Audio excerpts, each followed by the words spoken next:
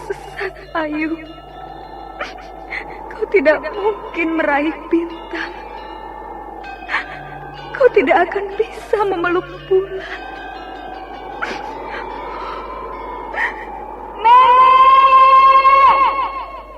Nenek Raga Runting! Ayu! Ayu!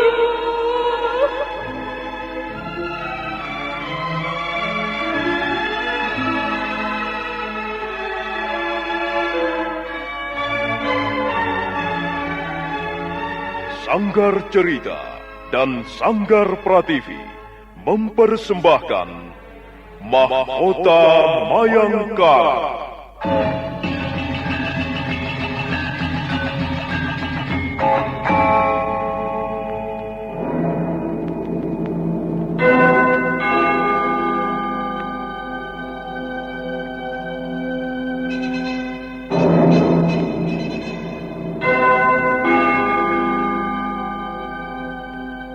Cerita ini lanjutan dari Tutur Tinular.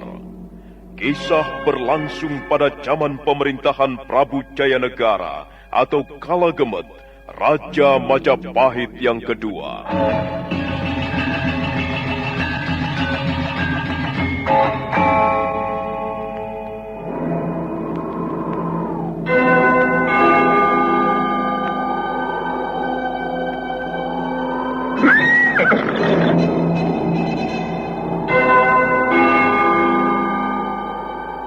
Bukan lagi Raja Majapahit. Akulah raja. Akulah yang berkuasa. Ayo, obrak-abrik desa Ganding. Tangkap Jayanegara. Tangkap Jayanegara.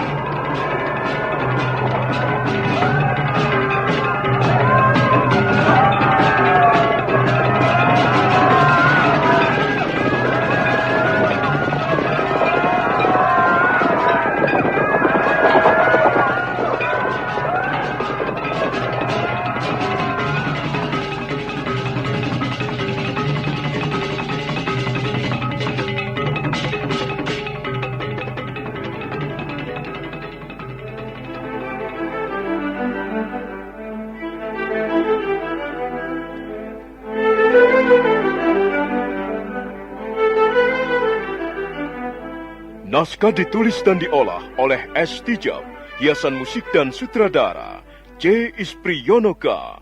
Kali ini mengetengahkan episode ke-6 dengan judul Bencana di Atas Rontal.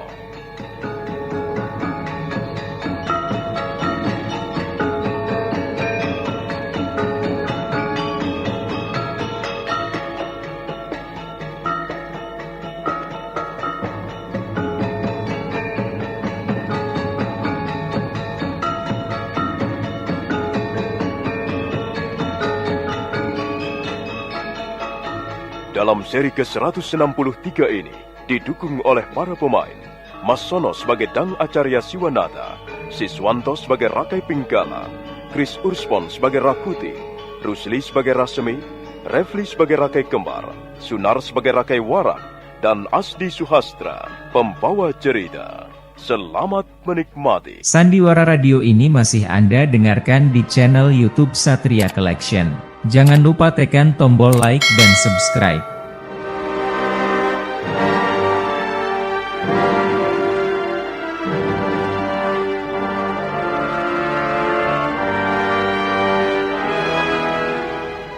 Dang Acarya Siwanata sedang menjelaskan betapa pentingnya seorang pemimpin mempunyai rasa keadilan yang tinggi.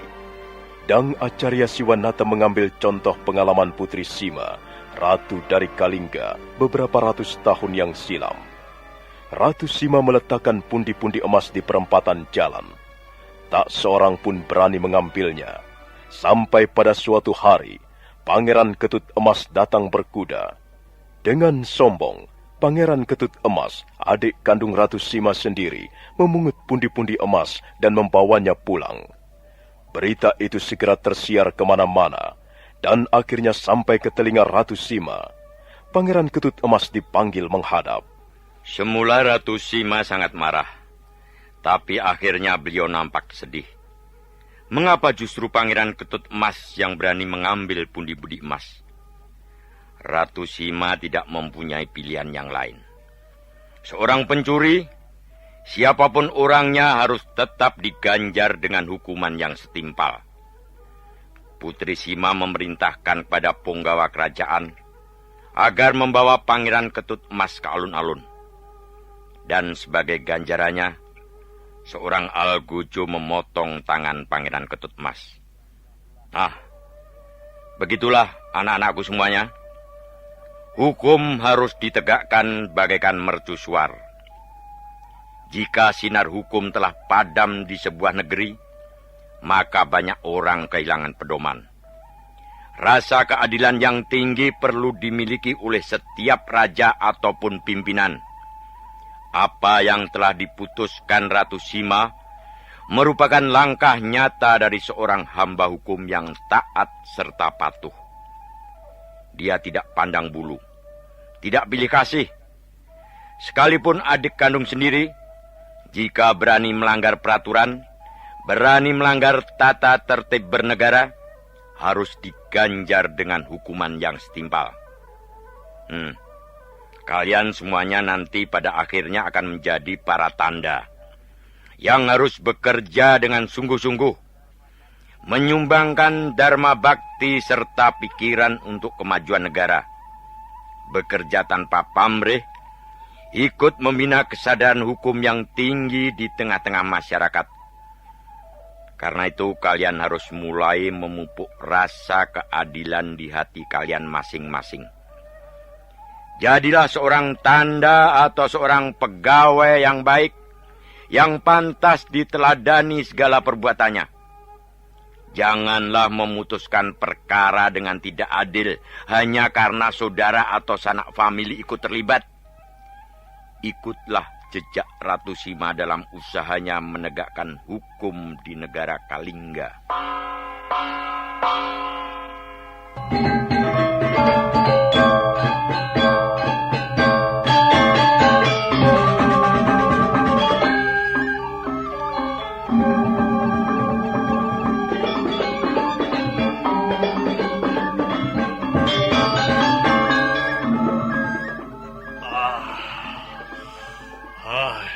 Rakuti, kaukah itu Rakuti?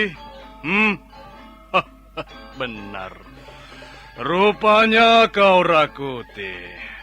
Apa yang kau lakukan di sini? Kau lihat sendiri. Aku sedang duduk-duduk.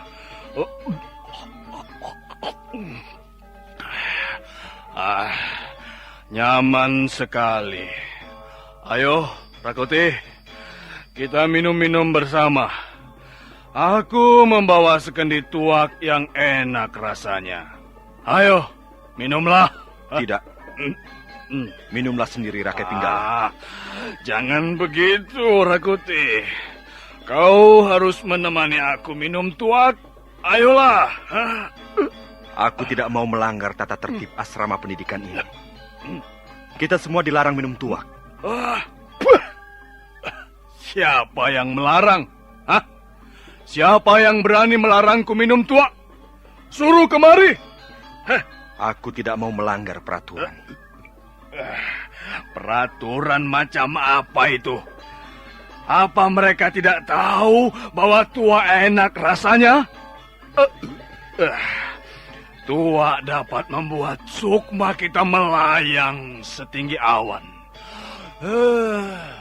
Tuak dapat membawa kita pergi jauh mengarungi samudra mimpi. Hanya orang bodoh tidak senang minum tuak. Kalau kau mau minum, silahkan minum sendiri. Aku tidak mau ikut. Kau memang bodoh, Rakuti.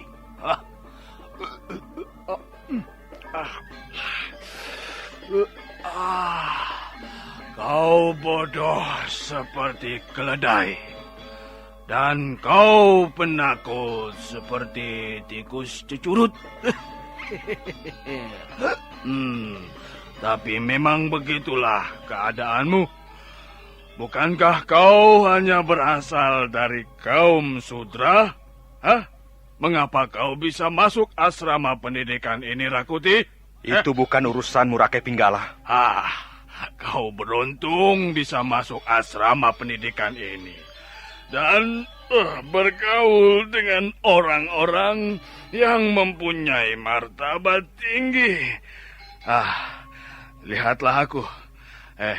Rakai Pinggala berasal dari keluarga ksatria. Seharusnya kau berlutut di hadapanku, Rakuti. Seharusnya kau duduk bersila di hadapanku jika sedang bicara. Aku memang orang sudra. Tapi aku sudah diterima menjadi siswa di pusat pendidikan ini. Rakai Pinggala, hak dan kewajiban kita sama.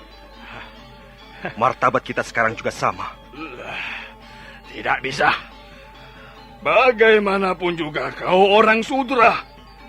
Kau harus menaruh hormat kepadaku, Rakuti. Kau tidak bisa berbuat seenak perutmu sendiri. Kau harus menuruti segala perintahku. Kau bukan guru di sini, Rakai Pinggala. Kau juga hanya seorang murid. Seorang murid tidak pantas memerintah apapun juga kepada murid yang lain. Kurang ajar kau, Rakuti.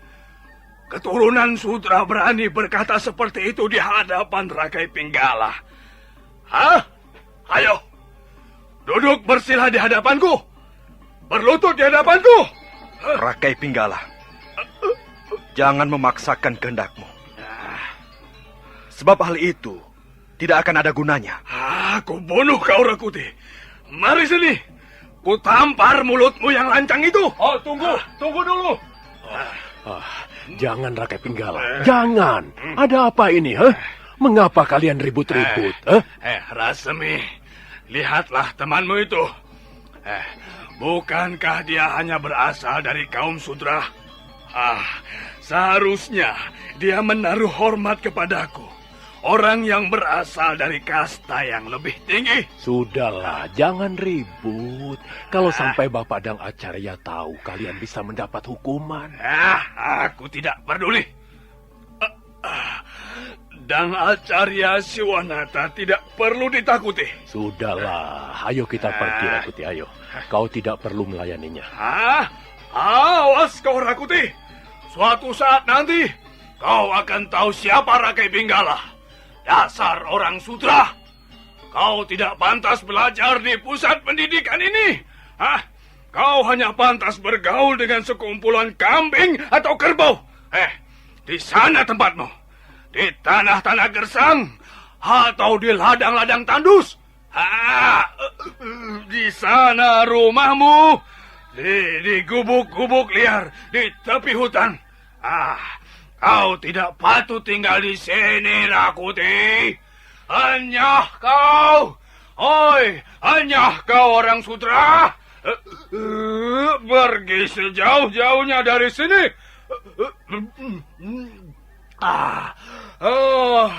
Siapa yang berani melawan Rakai Pinggala? Apa itu, Rakuti? Kalau sampai dia berani berbuat kurang ajar, akan ku injak-injak mukanya.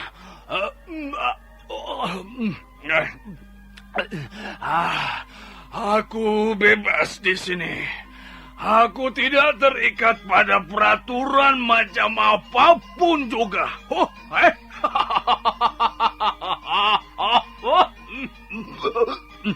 Aku akan minum tua sampai hatiku puas.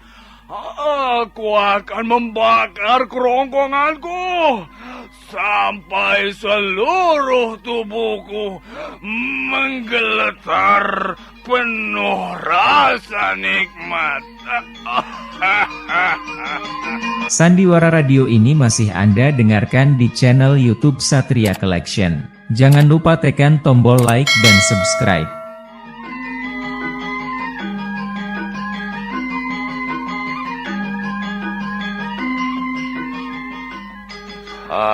Anak-anakku semuanya, seperti sudah kita ketahui, golongan kasta yang keempat bernama Sudra. Kaum Sudra ini juga biasa disebut kawula atau hamba.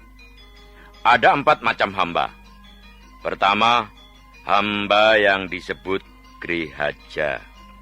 Mereka itu menjadi hamba berkat kelahirannya. Dijelaskan bahwa barang siapa lahir dalam masa penghambaan, dengan sendirinya adalah hamba. Kemudian yang kedua disebut hamba Dwajahirta. Mereka itu menjadi hamba akibat penawanan di dalam perang. Jadi mereka itu sama dengan tawanan perang. Selanjutnya yang ketiga disebut hamba Batadasa. Mereka itu menjadi hamba untuk memperoleh makanan. Dan yang terakhir, yang keempat, ialah hamba yang disebut Dandadasa. Mereka menjadi hamba karena tidak mampu membayar denda. Nah, keempat hamba ini tinggal di dalam rumah majikannya dan wajib menjalankan segala perintahnya. Oh, ada apa Rakuti? Maaf Bapak Dang Acarya Siwanata. Sepertinya Rakai Pinggala sedang tidur. Serentak para siswa yang sedang duduk bersila mendengarkan penjelasan Bapak Dang Acarya Siwanata menoleh ke arah Rakai Pinggala. Mereka melihat pemuda berbadan tegap itu menelungkupkan wajahnya ke sebuah arca batu. Perlahan-lahan Dang Acarya Siwanata menghampirinya. Rakai Pinggala? Rakai Pinggala?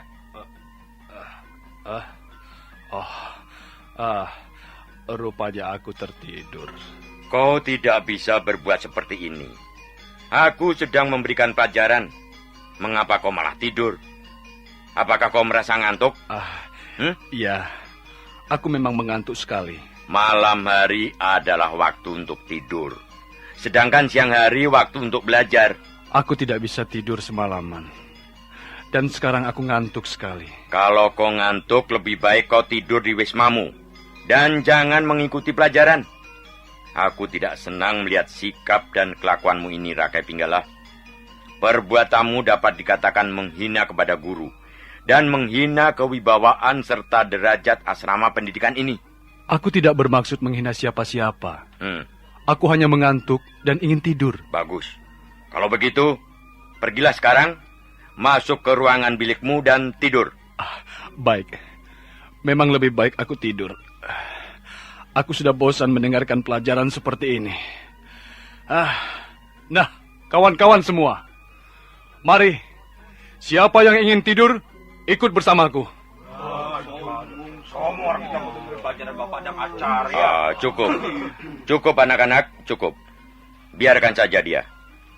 Perbuatannya sangat kurang ajar. Tidak perlu dicontoh. Sekalipun dia berasal dari kasta ksatria, kalian tidak perlu mengikuti jejaknya. Maaf Bapak, mengapa Bapak tidak menjatuhkan hukuman kepada Rakai Pinggala? Seharusnya dia dimasukkan ke kandang Wijung. Iya, perbuatannya seperti perbuatan seekor babi. Masukkan saja ke kandang Wijung dia. Saya setuju Bapak, supaya dia kapok. Sombongnya bukan main. Cukup anak-anak, cukup. Bukan kalian yang harus memutuskan. Aku pimpinan asrama ini. Akulah yang harus memutuskannya. Sekarang kembali tenang. Mari kita lanjutkan lagi pelajaran.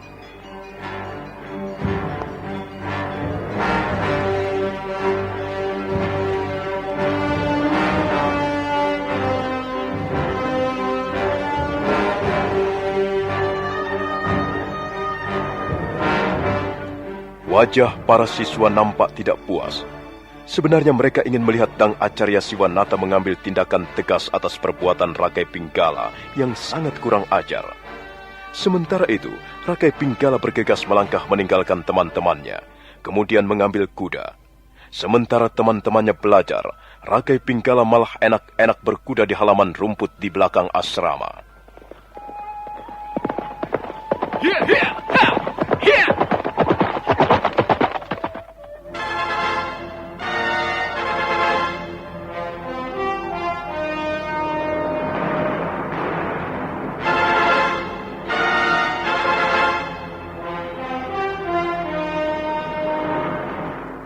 Malam turun perlahan-lahan.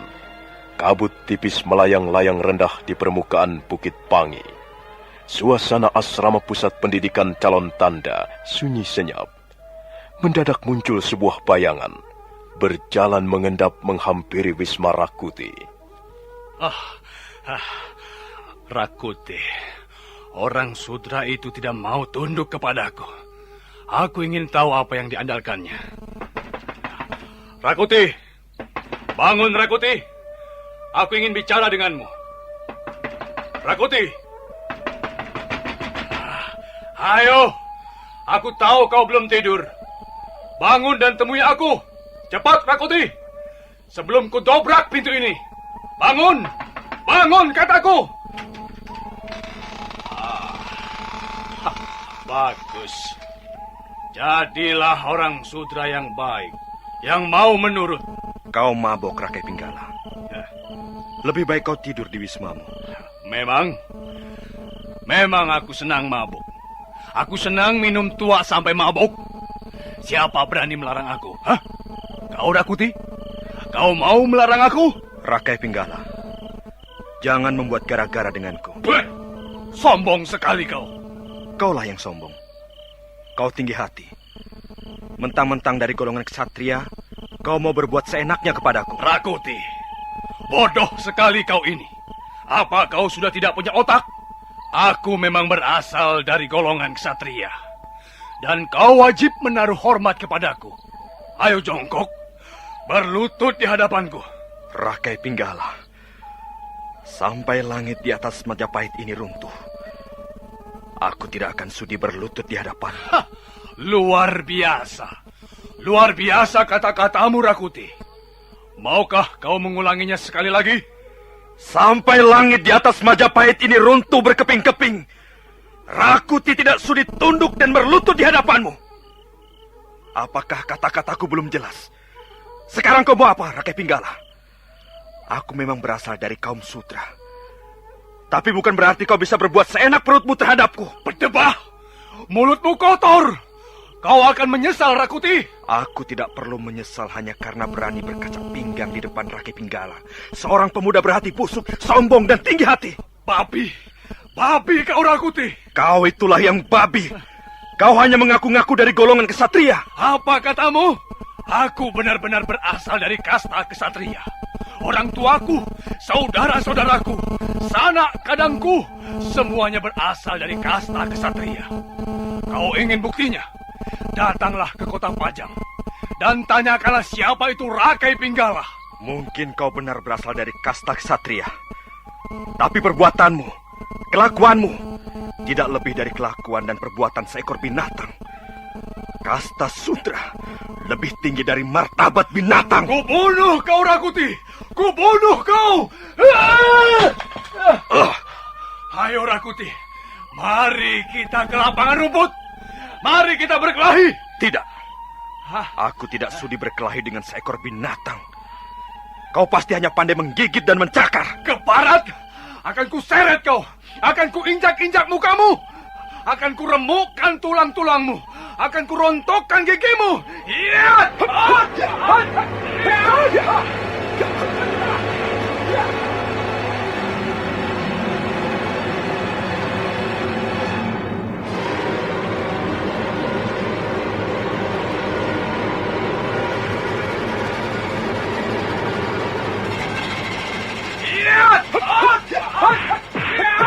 Rakai Pinggala segera menyerbu ke arah Rakuti. Dia mengirimkan tendangan-tendangan dan pukulan, tapi serangannya selalu gagal. Rakuti melayaninya dengan tenang dan berusaha mengendalikan diri.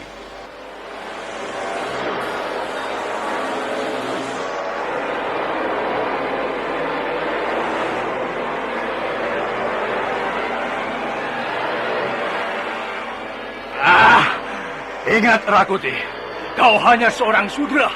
Kau pantas berlutut di hadapanku. Sampai langit Majapahit runtuh berkeping-keping, aku tidak sudi berlutut di hadapanmu, Rakai Pinggala. Babi kau! Babi kau, Rakuti! Kaulah yang babi. Kelakuanmu seperti babi. Keparat! Kubunuh kau! Kubunuh kau! Iya!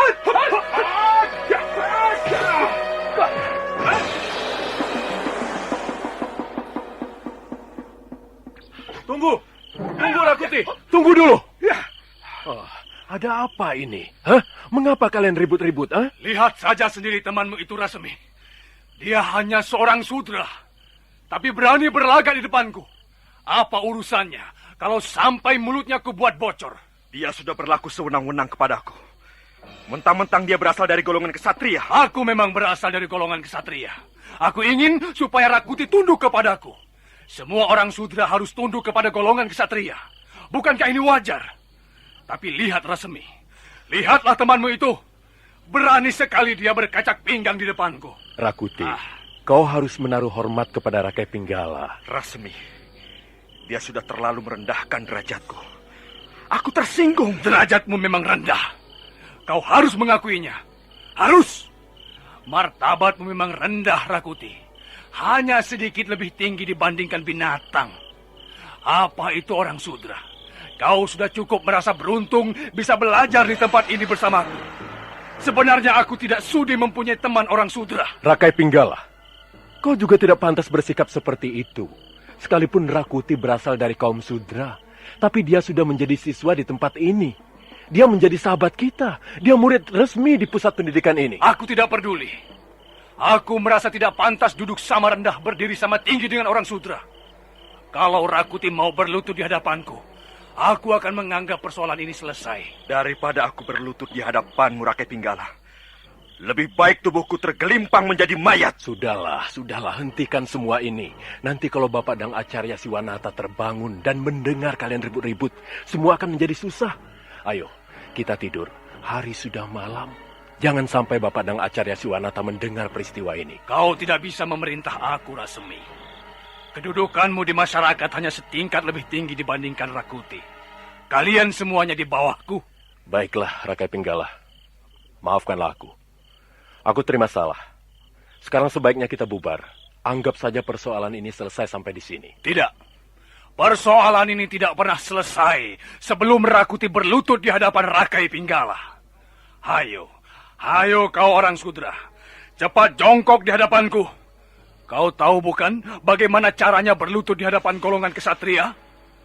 Kau mempunyai orang tua bukan? Hah? Ibumu pasti pernah mengajarimu bagaimana harus berlaku sopan di depan golongan kasta yang lebih tinggi. Kau, orang tuamu, saudara-saudaramu, ibumu, pasti juga dari golongan sudra. Kalian semua harus berlutut di depanku. Rakai Pinggala, jangan kau sebut-sebut ibuku dalam perkara ini. Mengapa? Hah? Ibumu juga pasti orang sudra. Kalau sekarang ini dia berada di sini, dia pun harus berlutut di hadapanku. Ku peringatkan sekali lagi, Rakai Pinggala. Jangan sebut-sebut ibuku. Aku sangat menghormati beliau. Kau boleh mencintai ibumu setengah mati, Rakuti. Kau boleh menghormati ibumu dan mencium telapak kakinya setiap kali bertemu. Tapi karena kau orang sudra, maka ibumu pun pasti mempunyai martabat sudra. Derajat kalian hanya lebih tinggi sedikit dibanding monyet. Rakai Pinggala! Berani sekali kau menghina ibuku. Aku tidak terima. Aku tersinggung. Kubunuh kau, Rakai Pinggala. Kubunuh kau sekarang juga. Rakuti! Jangan, Rakuti! Jangan! Jangan, Rakuti! Jangan!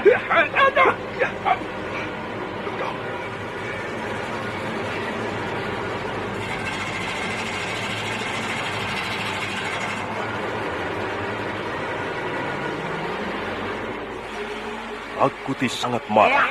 Wajahnya merah padam dan giginya gemeredu.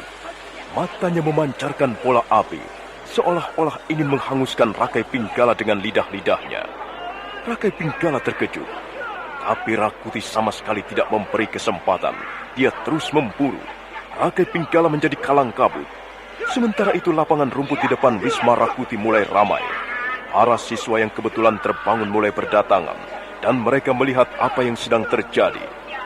Rakuti menarik mundur kakinya 2 tindak. Telapak kakinya digosok-gosokkan ke bumi. Kemudian disusul telapak tangan. Itulah Aji Segara Geni. Awas kau, Rakai Pinggala. Nyawamu di ujung tanduk. Sekali lagi kau berani menghina ibuku, tubuhmu akan segera digotong dan dikuburkan. Kau mengancam aku? Hah? Dasar anak monyet. Kau monyet, ibumu pun monyet. Orang tuamu monyet, saudara-saudaramu semuanya monyet. Kalian keluarga monyet. Cabut kembali kata-katamu, Rakai Pinggala. Sebelum semuanya terlambat. Baik, akan kucabut kembali kata-kataku. Kau monyet, ibumu monyet, kau berasal dari keluarga monyet. Kau akan menyesal, Rakai Pinggala.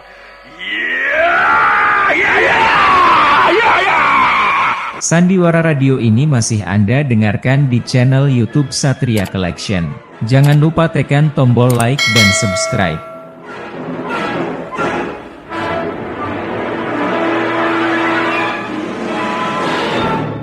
Benturan keras terjadi. Tubuh Rakai Pinggala terpental ke belakang. Tapi pemuda berbadan tegap itu segera bangkit kembali. Hidungnya mengeluarkan darah segar. Dia mencoba tetap berdiri dan melangkah sempoyongan. Akhirnya, Rakai Pinggala jatuh tersungkur di atas lapangan rumput. Rakuti tetap berdiri tegak di tempat semula. Rasmi kelihatan cemas. Dia segera memburu tubuh Rakai Pinggala yang tergeletak di atas rumput. Pada saat itulah, Dang Acarya Siwanata muncul dari balik bangunan asrama, kemudian bergegas menghampiri siswa-siswanya. Ada apa ini? Ada apa? Mengapa kalian ribut-ribut? Apakah ada gempa bumi sehingga kalian ribut-ribut? Rakuti berkelahi dengan Rakai Pinggala, Bapak. Rakuti berhasil merobohkan Rakai Pinggala. Sepertinya dia terluka parah, Bapak Dang Acarya Siwanata. Rakuti telah memukul di bagian dadanya. Saya sudah berusaha melerai mereka, tapi saya gagal, Bapak. Angger Cakradara, apakah Angger melihat peristiwa ini? Siapa yang bersalah? Ampun, Bapak. Saya baru saja datang. Saya tidur pulas sekali. Saya terbangun ketika mendengar ribut-ribut. Saya tidak tahu siapa yang salah dan siapa yang benar. Angger Kudamerta juga tidak melihatnya. Siapa yang memulai lebih dulu perkelahian ini? Ampun, Bapak Dang Acarya Siwanata. Saya juga baru saja terbangun. Saya tidak tahu awal kejadian ini. Begitu saya datang, saya melihat mereka sudah berkelahi, Bapak. Ampun, Bapak. Mulut Rakai Pinggala terlalu kotor. Dan mulutmu terlalu lancang, Rakuti. Apa kau sudah merasa menjadi jago? Apa yang telah kau lakukan terhadap Rakai Pinggala? Kau ingin membunuhnya? Kau ingin menjadi jagoan di asrama pendidikan ini? Ampun, Bapak. Sebenarnya bukan Rakuti yang bersalah. Rasmi, kau jangan coba-coba membela Rakuti hanya karena dia sahabat baikmu. Ampun, Bapak. Saya tahu mengapa mereka berkelahi. Saya melihat sejak awal. Kau tidak perlu bicara lagi, Rasmi. Minggir. Kembar. Dan kau Warak. Iya, Bapak Dang Acarya Siwanata. Aku tidak senang mempunyai murid besar laga, merasa sok jago. Rakuti harus dihukum berat. Pegang lengannya, Kembar. Ringkus tangan-tangannya. Dan kau, Ngir Cakradara, tolong ambilkan rotan di ruangan pribadi saya. Rakuti harus dicambuk dengan rotan 100 kali.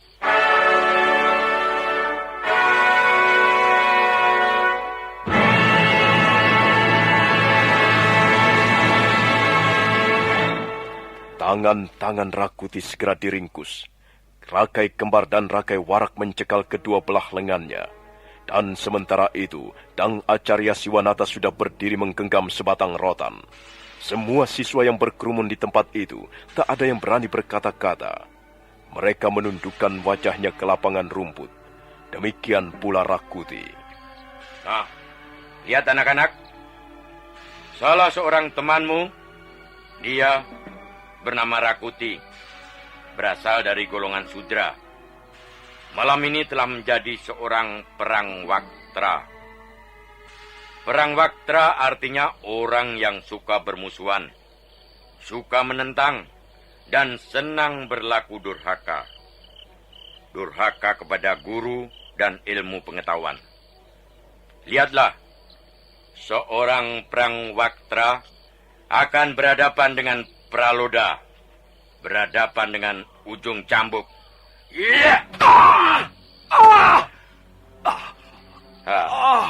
Sakit, Rakuti? Apakah kau merasakan sakit luar biasa? Iya, Bapak. Sakit sekali rasanya. Ampun, Bapak. Sebenarnya Rakuti tidak bersalah. Minggir kau, Rasemi. Jangan ikut campur. Aku pimpinan asrama ini. Aku guru kalian. Akulah yang akan memutuskan hukuman bagi seorang prangwaktra. Seorang siswa yang suka menentang, suka bermusuhan dan berlaku durhaka. Nah, Rakuti, kalau kau merasakan sakit karena ujung cambuk yang menggeletar di tubuhmu, maka hatiku lebih sakit. Kau tahu bukan bahwa hatiku lebih sakit? Iya, Bapak. Saya tahu. Saya telah berbuat salah.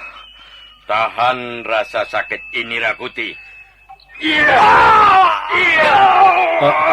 Ampun, Bapak. Ampun. Berapa kali Bapak Dang Acarya Siwanata akan mencambuk Rakuti? Bukankah sudah kukatakan, aku akan mencambuknya 100 kali? Ampun, Bapak. Rakuti bisa mati karenanya. Ampun, Bapak. Rakuti sebenarnya tidak bersalah, Bapak. Kalau kau masih berdiri di situ dan berkata-kata, ujung cambuk ini akan menggeletar di atas kepalamu. Minggir, Rasemi. Biarkan aku menyelesaikan hukuman ini. Nah, terimalah, Rakuti. Kalau kau dapat menahan rasa sakit karena ujung cambuk ini, mudah-mudahan kelakuanmu akan menjadi baik. Ya.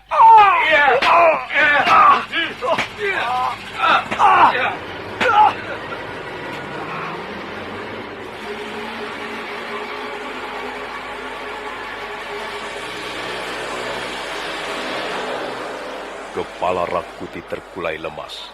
Tubuhnya akan merosot ke bawah jika Kembar dan Warak melepaskan pegangannya. Setelah 100 kali ujung cambuk menggeletar, Rakuti pingsan. Para siswa masih berdiam diri. Tak ada yang berani berkata-kata. Demikian pula Rasemi. Dang Acarya Siwanata melangkah ke depan, menghampiri Rakuti. Kemudian ujung rotan menunjuk ke wajah Rakuti. Lihatlah anak-anakku. Siswa seperti ini tidak akan bisa menjadi seorang manusia mahabudi. Manusia yang mempunyai budi pekerti luhur. Aku tidak menyesal mencambuknya 100 kali. Orang seperti ini hanya akan menjadi perintang kemajuan kita. Janganlah orang seperti ini dibela perkaranya. Siapa yang berani membela perkara orang seperti ini akan ikut terkena kotorannya. Manusia rendah, tak berbudi.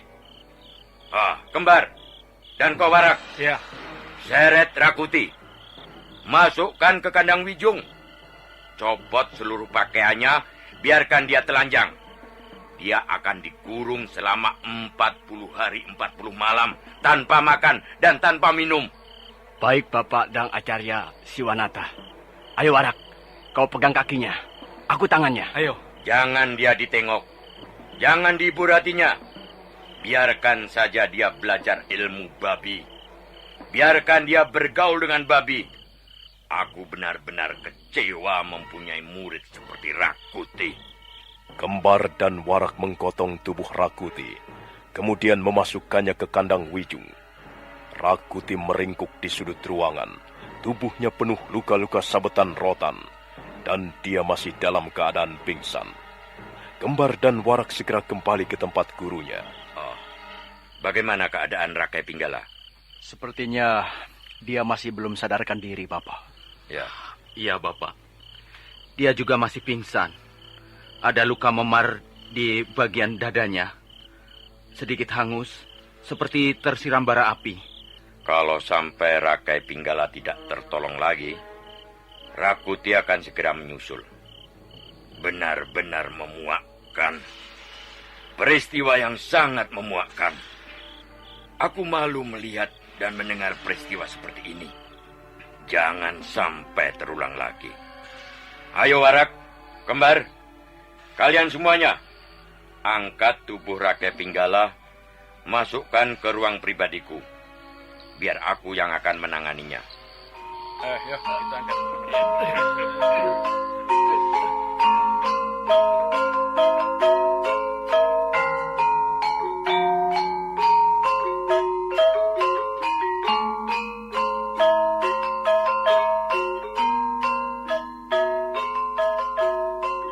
Setelah 3 hari dalam perawatan Dang Acarya Siwanata, Rakai Pinggala mulai sembuh dari luka-lukanya. Dia sudah bisa bangun dan sedikit makan. Dang Acarya Siwanata kelihatan sangat lega dan gembira. Bagaimana, Angger Rakai Pinggala? Nampaknya kau sudah mulai segar kembali. Keparat Rakuti. Orang sudra itu berani memukulku sampai roboh. Rupanya dia mempunyai simpanan ilmu kanuragan. Oh, jangan khawatir. Rakuti sudah mendapat ganjaran hukuman yang setimpal. Aku sudah mencambuknya 100 kali. Dan sekarang Rakuti meringkuk di kandang Wijung. Aku masih belum puas, Dang Acarya Siwanata. Aku tidak akan puas sebelum menginjak-injak wajah Rakuti dan mencabuti giginya. Kurang ajar. Berani sekali dia menghinaku. Sudahlah, persoalannya sudah selesai. Rakuti sudah dihukum berat. Kau harus puas. Jangan turuti hawa nafsu. Kukira hukuman itu belum cukup berat untuk seorang sudra yang berani menghina kaum kesatria. Kau harus menghukumnya lebih berat lagi, Dang Acarya Siwanata. Kalau perlu, bunuh saja Rakuti. Tidak bisa begitu, Ngger Rakai Pinggala. Membunuh orang berat hukumannya. Sudahlah, Rakuti tidak mungkin berani lagi menghina Angger Pinggala. Ya, siapa itu? Ya, masuk. Pintunya tidak dikunci.